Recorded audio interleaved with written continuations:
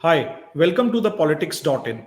I am Vikas, and today in our section, The Politics and the Books, we are talking to the author Debashish Mukherji, who wrote a fantastic book named The Disruptor. Welcome to the show, sir. Welcome to you. Thank you for calling me, and warm welcome to you too. Thank you, sir. Thank you. Uh, I was spooked, or what to say, Gary, I got genuinely interested by the title you gave, The Disruptor. Long back when I was just trying to graduate, I had my interest with VP Singh's politics. I was in IIT Delhi when this all started in 1990. And from Mhm. there, till 30 years when I got this heading of the disruptor. So there is a professor in Harvard School, and his name is Chris Mhm. Clemenson, and he is known as the disruption guru. And he says that the disruption actually creates two things: one is the opportunity, and another is the threat. So we can Mhm. very much look into the fact that what opportunity it went for the parties like BJP and the other regional parties for that matter, by that particular name called Samajwadi. And so what you will say that from where your mind, because I will not ask you this particular question oft repeated, that why you chose the subject VP Singh, because somebody who understands politics better in India, VP Singh is somebody who can guide us with his kind of politics for long times to come. But I will ask that from where you came with this name, the disruptor. Yeah, well, it was after thinking a good deal because he did change politics in India, and he did bring about new opportunities and new threats. The opportunities came for the parties like Samajwadi Party and Rashtriya Janata Dal, and the threat was to Congress. And then later it became an opportunity for BJP also. That is another story, how the regional parties failed to take full advantage of VP Singh's step, and thereby BJP stepped in. So the disruption, it changed Indian politics irrevocably. That is why I called him a disruptor. Yeah. Very apt calling it. Yes, there is no doubt that he changed the Indian politics, and he gave birth to the third polarity, where like the main party and the opposition party. Now the opposition party has Hmm. also got some other opposition parties in various states. So there is the legacy of the VP Singh, and obviously is VP Singh and Mandal Commission has become synonym in the regard.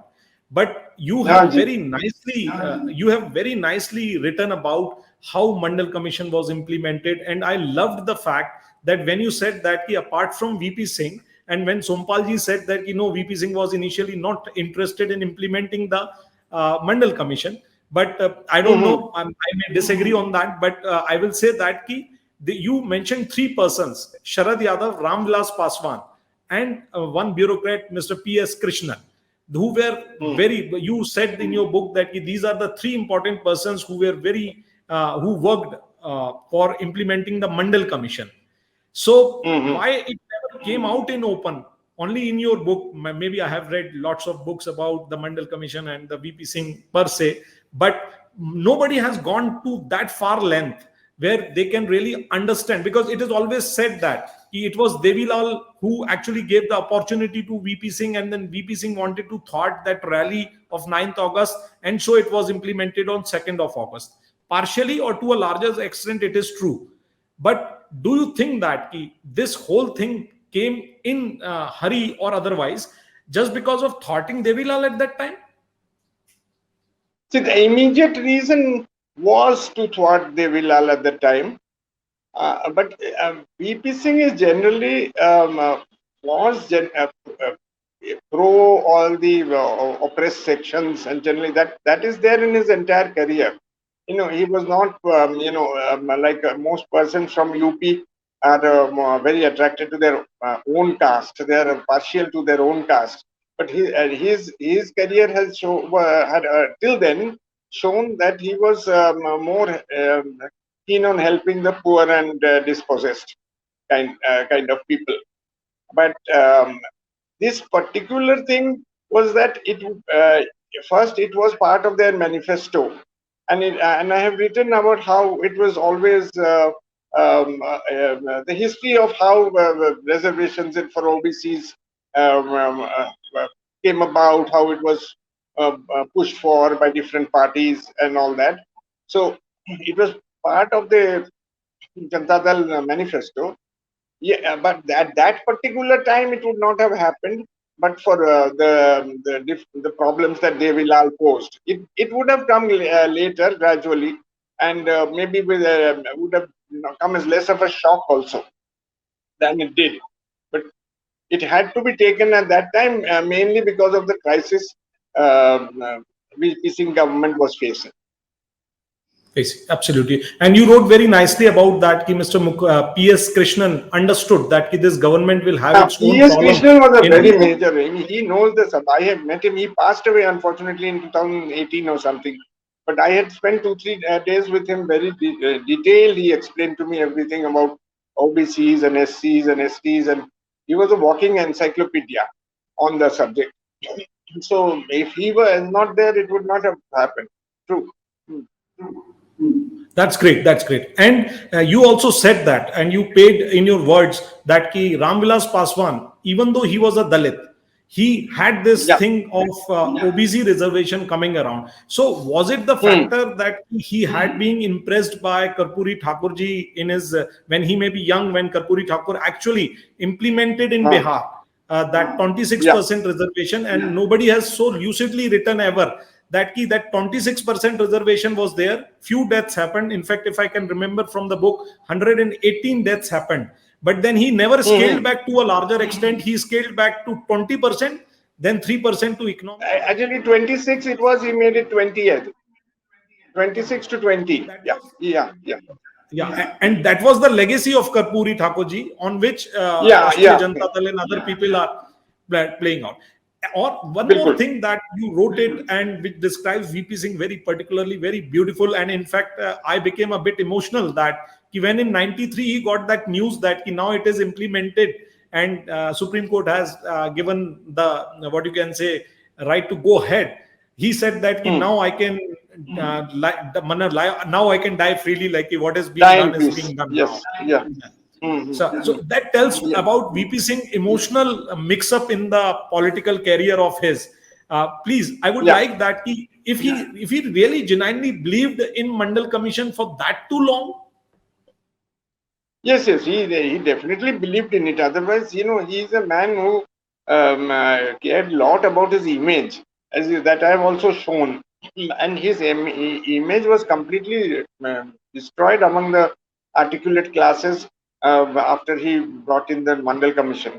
So that he knew he would have had to pay a very big price, but he was willing to pay it because he believed in the Mandal Commission very strongly. I am. And that is the beauty of this book as of now, because the kind of politics that is happening around nowadays, I can very vividly recollect what you have written, that the beneficiary of those, in first case Mulayam Singh Yadav in UP, and he right from the day one refuted his even orders or his whatsoever you say guidance, he being the prime minister of the country and he being the chief minister of the state. So but one thing I was intrigued about, that why Mulayam Singh and VP Singh never went along, because one of the biggest benefactor after Lalu Prasad, or even before Lalu Prasad, is the Mulayam Singh Yadav's what you can say family, or even Akhilesh is also going around him, although they never have learned the lessons very rightly what happened in 1990s and what his father did. Akhilesh is actually hell-bent on doing just opposite. But my still question to our viewers is, why Mulayam Singh, getting so much benefit out of it, never liked or never gone into with VP Singh? Yeah, they had a history. Actually, that dates from the time VP Singh was chief minister of UP. There was that issue of dacoits, and Mulayam Singh came from Itawa. VP Singh launched a drive against dacoits in UP when he was there, And in that process, there was also some amount of high-handedness. Though many genuine dacoits were eliminated or jailed, there were many people who were also, it was believed, not really guilty, and the police had just picked them up or killed them in encounter because increase the number, to show their success. So, and again, there was a feeling that a larger number of them were from the OBC category, and not so many from the upper caste category gangs.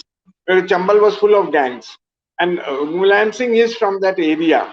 So at that time also he had tried very hard to defame VP Singh, and he had mounted a kind of campaign against VP Singh, and there was that old enmity. Then secondly, he had a wrong idea that VP Singh tried to prevent him from becoming Chief Minister of UP. That VP Singh was preferring Ajit Singh, who just who passed away, whose son is Jayant Chaudhary, who runs RJD. That VP Singh was, that is not entirely correct, as I said, but VP Singh was more or less neutral, but he had tried to help Mulayam Singh also. So there was all this past baggage. And Mulayam Singh, there was some, I think, how do I call it, some little bit of drawback of Mulayam Singh is that he never thought like Lohia or Karpuri Thakur of OBCs as a whole. He could only think of his own caste. So that his Yadav caste. So he could not see beyond certain limitations. So all these things added up to a very bad relationship between VP Singh and Mulayam Singh at a personal level when they worked together and all. So that is why I think Mulayam Singh. You also very well said that when Ajit Singh had a talk with VP Singh, and then he went to Lucknow, and he promised VP Singh that he will not be contesting, and he went there and he contested out. Anyway. In fact, Jan Morcha MLAs actually voted in favor of Mulayam Singh, and he won by a very narrow margin, and then rest is the history. Correct. But still that animosity stood around, and that's the nature of the problem. Yeah, I think that is right from that those VP Singh and his dacoit anti-dacoit campaign of those days, and somehow must be from background also. Mulayam Singh comes from a section who would very much resent these rajas and the former big landlords of UP. So all that came in the way of them working together, and Mulayam Singh later giving VP Singh the credit for what he had done. Yeah, very much. And now they themselves have become Raja. And in fact, I was in Lucknow when UP elections were going on. And one journalist friend of mine actually said that how in Mulayam Singh's time, dacoits were having a very good time. It was only Akhilesh who came around, and he actually encountered a very famous dacoit.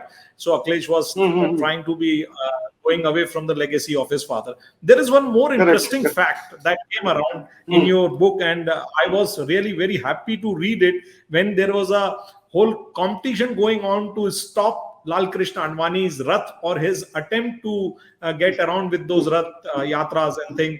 And now history knows that Prasad Yadav was there. So you write that on 19th of October 1990, when from Rajdhani Express, LK Advani went to Dhanbad, Mulayam Singh wanted to stop him at Rura, some 50 kilometers away from Kanpur, but VP Singh never noticed for it. VP Singh never. So वो गुस्सा भी रहा होगा, that angerness that he is not written in the history for that kind of thing. बिल्कुल वो भी उसको गुस्सा हुआ था, very much. ये पूरा क्रेडिट ये सेक्युलरवादी का होने का क्रेडिट इनको चला गया, लालू यादव को चला गया, जो कि उनको आ सकता था. Yeah, he very much felt that. Yeah.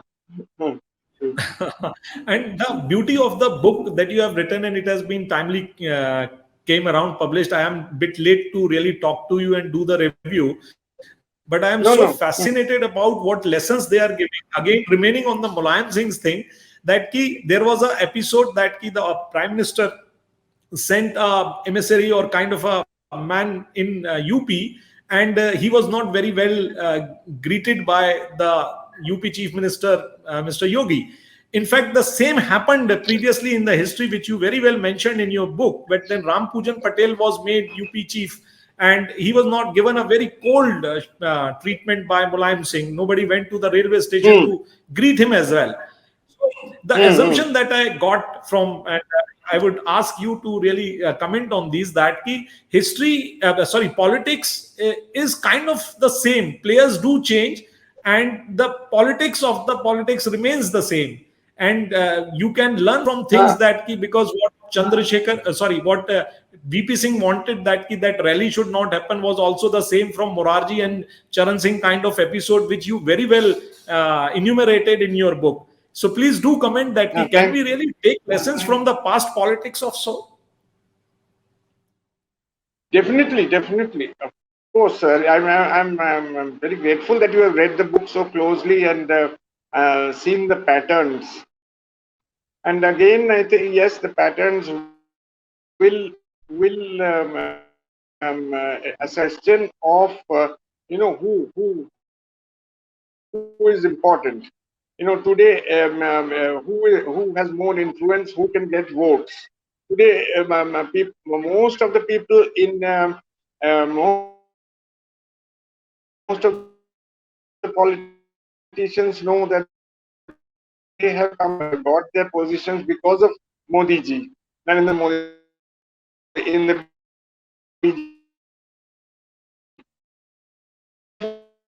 what Modi ji says is building his own position. Oh, audio is breaking. No, I'm saying that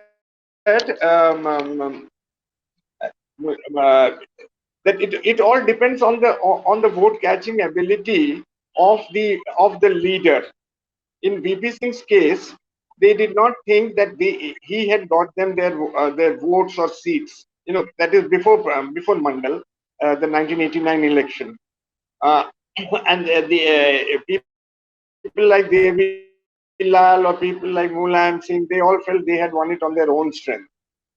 However, in today's politics, it all depends. Today's politics is becoming more like Indira Ji's time, because all the MPs knew that they had got elected mainly because of Indira Ji, and they could not have won their seats. If Indira Ji had put up somebody else against them, they would have lost. Similarly, today Modi ji is in that position where most of the BJP people owe their seats to Modi ji, and therefore they all listen to him. Tomorrow, if a different perception comes, then they won't listen. So it was very different in VP Singh's time. In the case of VP Singh, because they felt that they had won the seats on their own strength, and they could therefore take VP Singh less. Even though he was the prime minister, they did not take him as seriously as they probably ought to. So politics repeats itself, and now see there people are saying that there are four phases of Indian politics. First was Congress dominance, correct, up to about 1967. Then from 67 to 89 came this Congress dominance, but with regional parties. In certain states, regional parties became very important. Then from 1889 to 2014, you get purely coalition governments or minority governments like Narasimha Rao. Now from 2014 onwards, we are going back to part two. That is BJP dominance at the center, but some states have their regional parties are strong. So now I don't know in future what will be the pattern, but this is the pattern that has been seen. Four different sort of scenarios of rule of party rule. So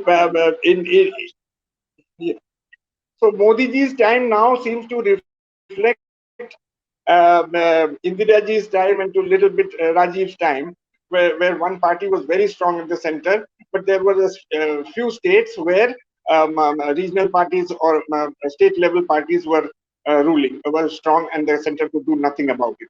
So it is more or less a lot of parallels can be seen of that. So in future, let us see.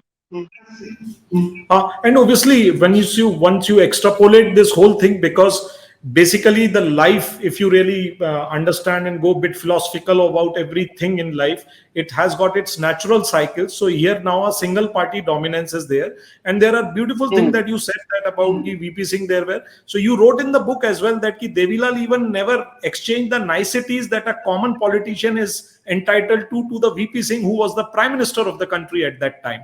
And Correct, so, correct, yes, correct. very much. And once you come to Indraji, so there is a beautiful incident of Gharwal where Bahuguna, Himmati Nandan Bahuguna Oh, ji yeah, yeah. fought that election, and it was postponed twice. You really very well depicted in that book. So if I take your thing further, that once that Indraji kind of thing was coming to an end, so if Modi ji kind of thing has come to end, Garhwal kind of Hmm. incidents has to happen. And so all these noises in this era of the Modi, there was all similarities long back in 1980s where Bahuguna's election was even called off at the last moment. Then election was done, Yes, the voting was not allowed, and finally in correct. 82 you wrote very nicely, and it has got a bit of a humor that ki 82 में इंदिरा जी का गुस्सा थोड़ा ठंडा हो गया था, so Bahuguna ji won Hmm. by 30,000 votes and more, and that was a beautiful Hmm. thing. So we kind of political analysts would look into the facts that whenever a new Gharwal will come, we will say that Hmm. the fault lines are coming around with Modi's regime as well. And rather than Hmm. making things more analytical by data or otherwise, these things do Yeah, provide a signpost. One more thing I yeah. loved in your book, and there I have never read it anywhere, was that airlifting thing. See, in today's government, something happened when the Russia and Ukraine were fighting it out, and few Ha ha ha students ha. have to be lifted out. And what you wrote was so mesmerizing that around 1,20,000 people of India, when that Kuwait war started out in August 1990, and you even mentioned that airlift movie that was released a few years back has misinterpreted the fact. What was that whole Hmm, incident, hmm, hmm. sir? Yeah, because there was Iraq invaded Kuwait. That much we know, and they occupied it. It was not like Ukraine where they had to fight very long.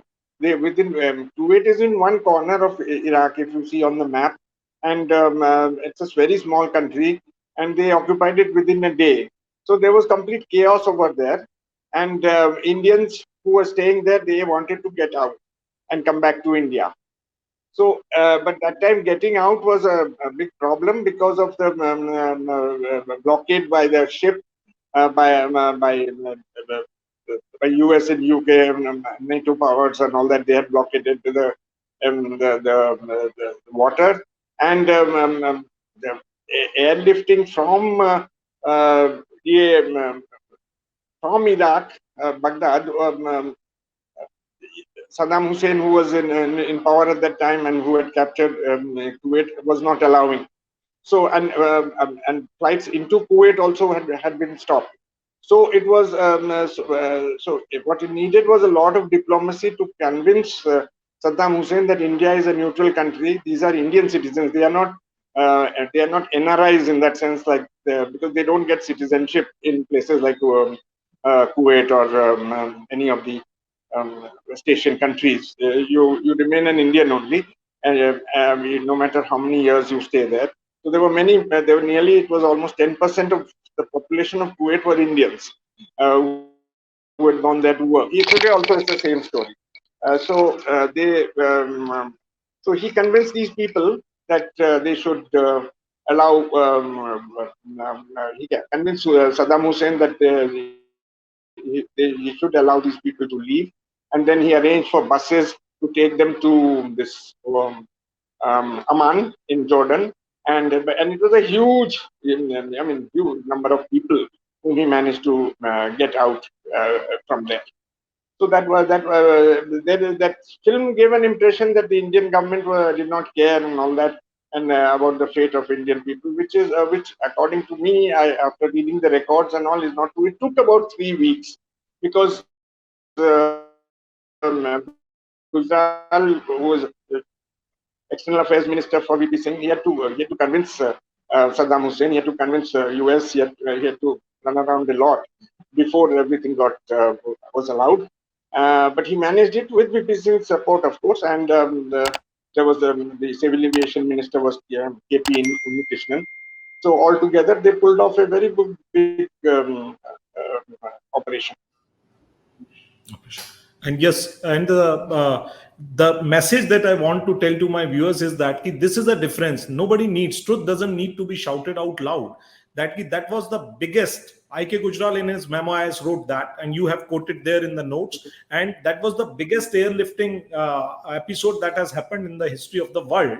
But they didn't took any credit, and nobody talks about it. They show it wrong. Yeah. I mean, it is there. If you look on the net, there are reports, but nobody talks about it. I think the way they should talk about it as a major feat. Nobody has given that much credit.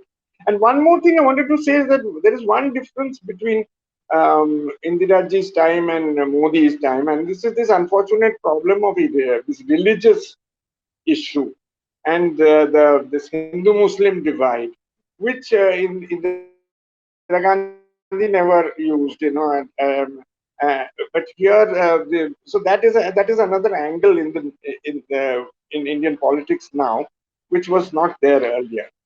So I just wanted to make that point that is the one difference between the politics of the 1970s and politics today. Yeah, very much, very well said. And the few ministers the few guys who were expelled from the Congress, and after that only VP Singh left Congress. I'm talking about Arif Muhammad Khan. They are on which side every can so, and so politics take a full circle. Now there is a very interesting thing in your book, and even Arun Shauriji in his book Commissioner of Lost Causes mentioned it briefly, that it was mayhem in mayhem. So Devilal, who there is a great comparison that everybody talks about Sonia Gandhi really relinquishing the post of Prime Minister. The grandfather of all this relinquishing and the great sacrifice is Mr. Devilal. Devilal accepted that whole thing, that how it made Chandrasekhar go round, that he became, his name was proposed and he was the Prime Minister, and then he suggested the name of VP Singh. But then he lost his own track. Why it was so? Why Sompal ji has a really tough time between VP Singh and Devilal, and I felt pity while reading. Yeah. I also, I mean, that is a bit of a mystery. Why did he do it in the first place? If he didn't, why did he sacrifice his seat? Hello, can you hear me? Hello? I can hear you, sir. Okay, thank you. So I said it is still a mystery as to why Devilal really sacrificed his seat and agreed to even to hoodwink or to fool Chandrasekhar and allow VP Singh to become Prime Minister. I still think that there are certain things which none of them have said on record. I mean, either Chandrasekhar or Devilal or VP Singh. After reading all the background, I found that I still feel there are certain things which there must have been some things which nobody admitted. I don't know what. One feeling is there that there was a large feeling in the party, which you have read in the book, I'm sure that, but even people very close to Devilal felt he was not fit to be Prime Minister. He didn't have the vision and he didn't have the understanding to be Prime Minister. Now, I don't know, but I was really surprised when Sharad Yadav, who is supposed to be close to, and he was to Devilal, and he was part of his Lokdal P, and he was part of that politics of Charan Singh and Devilal and all that, and he himself is saying that no, Devilal should not have been Prime Minister. We are, he has his limitations, and he didn't want to discuss the subject at length, but he said something to that effect that he would not have made a decent Prime Minister for the country. So, but then why Devilal agreed, and later why he became so adamant about making Chautala Chief Minister? again it is a matter of mystery. That is a mystery there, and I have just said what I know, and the mystery I left it as mystery. Lots हो of जाता people है tell about ना, that BJP is doing this wrong in the election and that wrong in the election. It looks like that is people, it is all the time, and that is again a great lesson from the book, that people, those who are in power, tend to really misuse the power and try to really sabotage the institutions of democracy, which should be curtailed at any cost. What is happening as of now in Maharashtra is one example. There is one beautiful thing that you said at the in the middle of the book, and that is that there are unintended consequences of certain things that we politicians do in politics. Mandal Commission was to empower the OBCs in the central government and the state government jobs so that they can uplift at the social ladder and they can make their moves and their lives better. In fact, it served to the politicians, and everybody actually snatched the power, came, grabbed the power, and the politics became a very different thing after that. So, in the end, if yes. I ask you that if you have to describe VP Singh, how you will describe him as a politician, because that great Nara, Raja nahi fakir hai, Desh ki takdeer hai, was very much synonymous with the Nara of 2014, is bar Modi Sarkar. And we can draw two parallels of the popularity of Mr. Modi and Mr. VP Singh. Although the popularity of Mr. Modi extended for so long, 8-10 years, and God knows how many long years, but VP Singh was nonetheless no less popular in 1989, when even when you said, and Christophe Zefferle also mentioned in this book, that in the 1977 Janta formation, it was the triumph of OBC over the upper caste which actually got emulated in 1989. His popularity made OBC leaders don't think about it, and they all jumped on the anti-corruption plank. So in all, and that is all very illustrated very nicely in your book, in all, if you have to describe VP Singh's political legacy, how you will describe it, sir? No, I would say there is a difference between Modi and BJP and VP Singh, in that Modi had a strong party behind him, which VP Singh, once he left the Congress, did not have. So personal popularity can only take you so far. It can get you to win one election, but the trouble was that there was no homogeneity between the parties that were supporting him, and there was always this tussle, and because of which his popularity did not last long, and he was pushed into a corner. So whereas the people like Modi ji, he has the BJP behind him. Even somebody like Arvind Kejriwal, his popularity has a more solid foundation, in that he has built this up with his own hands. I mean, over the years. So to that extent, BJP, to that extent, VP Singh was lacking, and his legacy is mainly now that of the Mandal Commission, and setting and making. One is Mandal Commission, of course, which has brought about fundamental changes in Indian politics, and the second is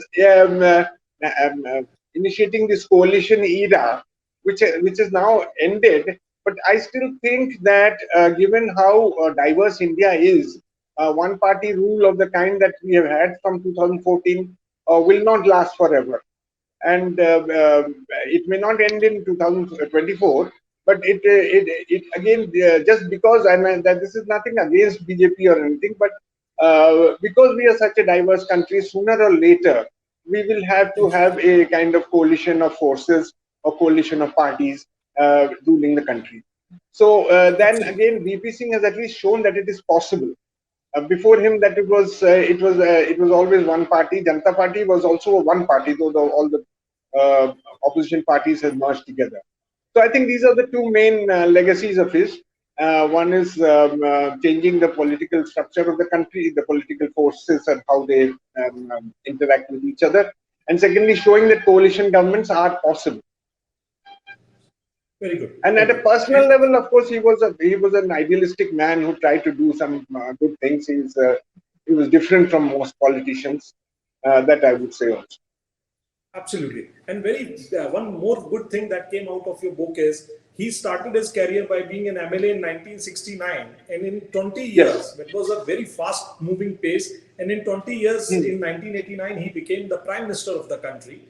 And that is again what you say, that he also found, you also wrote it, that he often quoted Kamalapati Tripathi ji, that it should be like a tree where you have to have your roots and the branches. That means he was talking about the Sanghathan, and you very well mentioned that Congress should pay heed to that, and that is very nicely said. Again, I will take a point from you that he was an idealistic man, very stuck to his principles, and he tried to do politics in a very different kind of fashion, where the paramount interest was his subjects, his people, what those who have elected him, and things like that. You rarely find those kind of politicians nowadays. This was a great book by Mr. Debashishmukherji, The Disruptor, and I urge my viewers to really go through it, and all the political players and the pundits, that you can learn a few lessons for the contemporary politics in India. Thank you very much, sir. Thank you for being with me and bearing me. And again, we will come to the next show where we will talk more about VP Singh with other players who know them, who know him, and we will try to extend his legacy so that it reaches to the masses. And also we will come next to the another section of the politics and the books. Thank you for being with me. Thank you once again.